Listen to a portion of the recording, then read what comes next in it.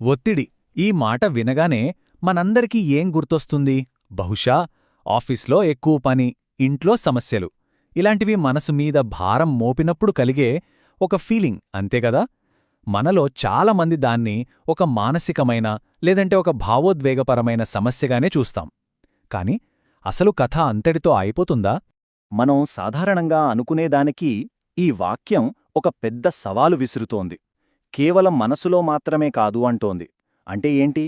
ఒత్తిడి ప్రభావం మన ఆలోచనలను దాటి, మన ఫీలింగ్స్ను దాటి ఇంకేదో చోట కూడా ఉందన్నమాట. ఒకవేళ ఒత్తిడి కేవలం మనసులో కలిగే ఒక ఫీలింగ్ కాకుండా మన శరీరంలో, అతి ముఖ్యంగా మన బ్రెయిన్లో భౌతికంగా అంటే ఫిజికల్గా మార్పులు తీసుకొస్తుందంటే నమ్మగలమా? ఈరోజు మనం తెలుసుకోబోయేది సరిగ్గా దాని గురించే.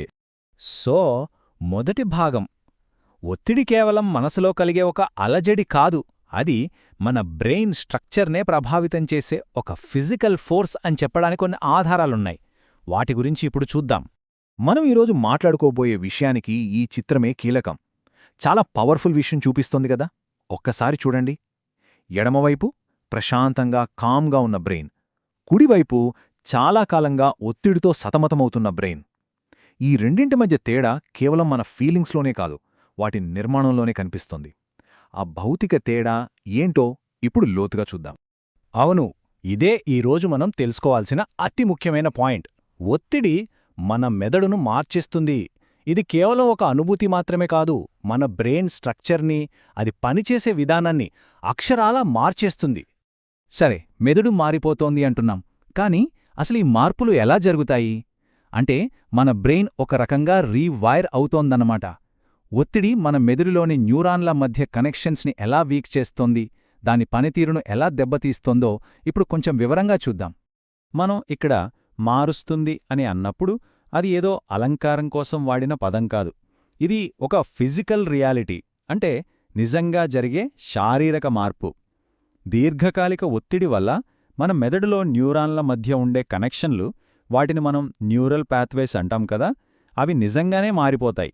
కొన్నిసార్లు బ్రెయిన్లోని కొన్ని ప్రాంతాలు కుంచించుకుపోయే ప్రమాదం కూడా ఉంది. ఓకే, ఇప్పుడు మనం ప్రశాంతంగా ఉన్నప్పుడు బ్రెయిన్కి, దీర్ఘకాలిక ఒత్తిడిలో ఉన్న బ్రెయిన్కి మధ్య తేడా ఏంటో చూద్దాం. ఎందుకంటే ఈ రెండు స్థితుల్లో మన మెదడు అస్సలు ఒకేలా పనిచేయదు. ఈ తేడాలు తెలిస్తేనే ఒత్తిడి అసలు ప్రభావం ఏంటో మనకు స్పష్టంగా అర్థమవుతుంది. ఇప్పుడు చూడండి, ఇక్కడ చాలా ఆసక్తికరమైన విషయముంది.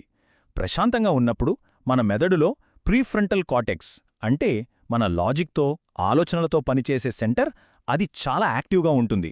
కమ్యూనికేషన్ కూడా చాలా ఎఫిషియెంట్గా జరుగుతుంది. కానీ సీన్ కట్ చేస్తే, దీర్ఘకాలిక ఒత్తిడిలో ఉన్నప్పుడు మన బ్రెయిన్లోని భయకేంద్రం, అంటే అమిగ్డాలా, ఓవర్ డ్రైవ్లో పనిచేస్తుంది. మనల్ని హెచ్చరించే అలారం సిస్టమ్ లాంటిదనమాట. అది అతిగా పనిచేయడం వల్ల మన ఉన్నతస్థాయి ఆలోచన శక్తి, మంచి నిర్ణయాలు తీసుకునే కెపాసిటీ అన్నీ తగ్గిపోతాయి. మరి దీనివల్ల ఏమవుతుంది? చూడండి, బ్రెయిన్లోని ముఖ్యమైన భాగాల మధ్య కమ్యూనికేషన్ దారులు బలహీనపడిపోతాయి.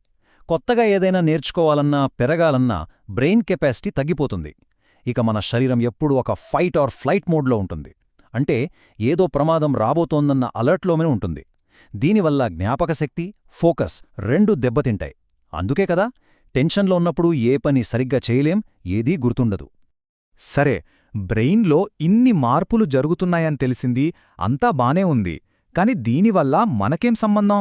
నిజ జీవితంలో దీని ప్రభావమేంటి? ఇది మనకు ఎందుకు అంత ముఖ్యం?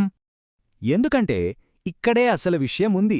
ఈ మార్పులు కేవలం బ్రెయిన్తోనే ఆగిపో, అవి మన రోజువారీ జీవితంలోకొచ్చేస్తాయి. మనం ఆఫీస్లో తీసుకునే నిర్ణయాల మీద, మన బంధాల్లో మనం చూపించే ఓపిక మీద, చివరికి మన ఆరోగ్యం మీద కూడా, ఇలా ప్రతిదానిపై వీటి ప్రభావం ఉంటుంది. ఇది ఒక డామినో ఎఫెక్ట్ లాంటిది. ఒకదాని తర్వాత ఒకటి అలా పడిపోతూ ఉంటాయి. స్టెప్ 1, ఒత్తిడి వల్ల బ్రెయిన్లో ఫిజికల్ మార్పులొస్తాయి. స్టెప్ 2, ఈ మార్పుల వల్ల మన ఫోకస్, మెమరీ లాంటి కాగ్నిటివ్ స్కిల్స్ దెబ్బతింటాయి. స్టెప్ 3, చివరికి ఇది మన మూడ్, మన ప్రవర్తన, మనం తీసుకునే నిర్ణయాల మీద ప్రభావం చూపుతుంది. చూసారా ఆ గొలుసుకట్టు ఎలా ఉందో? ఒత్తిడి ప్రభావం ఎంత లోతుగా ఉంటుందో దీన్ని బట్టే అర్థం చేసుకోవచ్చు. ఇదంతా విన్న తర్వాత మన ముందొక పెద్ద ప్రశ్న మిగిలిపోతుంది. ఒత్తిడికి మన బ్రెయిన్ని నెగిటివ్గా మార్చేంత శక్తి ఉన్నప్పుడు, మరి అదే బ్రెయిన్ను మంచి కోసం పాజిటివ్గా మార్చే శక్తి మనకు లేదా? సరైన పద్ధతులతో, మన ప్రయత్నాలతో దాన్ని మళ్ళీ గాడిలో పెట్టగలమా? దీని గురించి తప్పకుండా ఆలోచించండి.